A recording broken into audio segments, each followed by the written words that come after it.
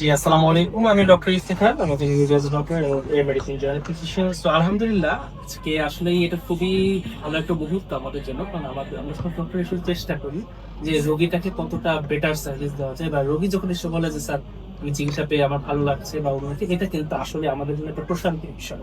So সেখান থেকে আজকে আমরা যে টেস্টটা দেখতে পেলাম, তো আশা করছি, তো 2 মাস গেল, আরো আমরা কমপক্ষে 2 মাস ফ্রিকুয়েন্ট তারপর সামনের ফলো আপে আমরা প্ল্যানিং করব। এই সবকিছু মিলে ধীরে ধীরে আরো বেটার আপনার রেজাল্ট পাবেন, এবং আমরাও আশা করি যে আপনারা এই ভালো থেকে ভালো আরো ভালো এইরকম সফলতার গল্প আমরা শুনতে পারবো। আর এখানে আমি একজন অ্যালোপ্যাথি চিকিৎসক হিসেবে আছি। আমরা আসলে এখানে সম্মিলিত ভাবে চিকিৎসাটা দিচ্ছি, যে যার অ্যালোপ্যাথির যে সাপোর্ট গুলো প্রয়োজন আমরা দিচ্ছি। আসলে আমাদের মূল লক্ষ্যটাই হচ্ছে পেশেন্ট যেন সর্বোচ্চ সেবাটা পায় এবং তারা যত দ্রুত সম্ভব এই জটিল জটিল রোগগুলো থেকে যেন মুক্তি পায়। তো এই সম্মিলিত প্রয়াসে আমরা এগিয়ে চলেছি এবং আশা করি আপনারা সবাই আমাদের সাথে থাকবেন।